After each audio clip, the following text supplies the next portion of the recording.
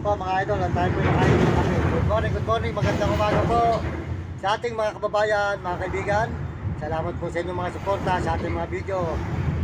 Kayo po ay aking nagpapasalamat sa araw-araw. Ngayon, ating pong topic po ngayon ay doon po sa tao na nanloko po sa atin na tayo po ay nagpatulong dahil tayo po ay niloko lang. Tayo po ay sumasahod na sa TikTok at Facebook. Ngayon po ay tayo po ay niloloko po. Ang pangalan po niya sa TikTok, RG Boutique. Makikita po niyo siya, RG Boutique. Ngayon po, ginagawa pa po niya ngayon, binubura pa po niya ang ating mga video. Ang mga video po natin ay binubura. Kasi po, ang ating po passport ng account natin sa channel natin ay alam niya dahil po siya ang kumatikot ang gumagalaw po ng ating cellphone kung tayo nagpapatulong. Kaya sabi nga po niya, huwag mo rin pong pagagalaw sa iba. Kaya po siya lang po nakakaalam ng ating pong account sa YouTube. Kaya po ang ating passport.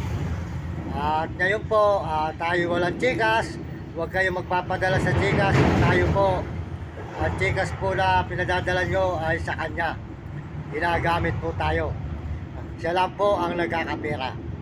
Kaya huwag kayo magpapadala ng mga tao po na gusto tumulong, gusto kong tulungan. Wala pa po tayong Gcash. Gcash po ni Ate RG Tequia Boutique. RG Tequia po ang pangalan niya sa Bahay Pari, Pampanga. RG Boutique, kanya po Gcash yan. Yan po ang kanyang ginagamit ang ating pong channel. Kaya po tayo po ay naluloko. Huwag po kayo magpapadala sa Gcash. Wala po tayong Gcash at hindi pa po tayo nakakagawa. Kanya po yan. Siya po ang nagkakapera, hindi tayo. Ang mga tao po na gusto tumulong sa akin, huwag muna kayo magpadala dahil wala pa tayong Gcash. Paalala po sa inyo, payo.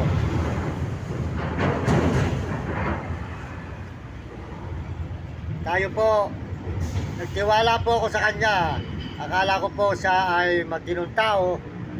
Hindi niya tayo lulukohin. Tayo po ay tutulungan. Nilalaban ko naman po ng 30% ang aking kikitain sa YouTube, sa TikTok at Facebook. Ngayon po, monetize na po ako. Ilang buwan na po. 5 buwan na po ako na-monetize sa TikTok at Facebook.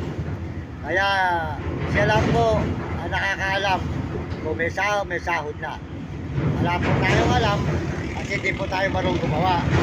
Kaya po mga kababayan, paalala po sa inyo sa channel po ng YouTube, kung meron pong manghihingi sa akin ng tulong, huwag nyong bibigyan.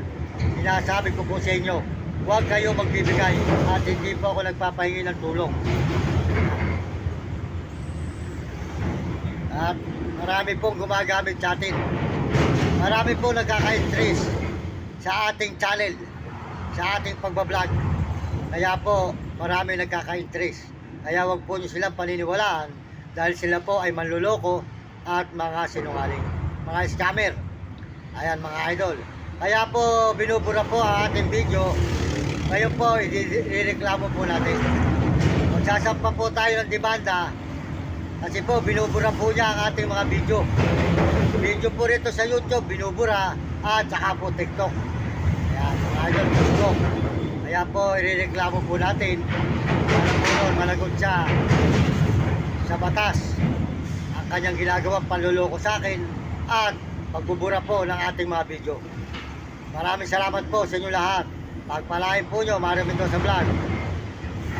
Mapakabait ko po talaga mga idol. Wala po alam, di RG Tequia, bakit niya ako niloloko.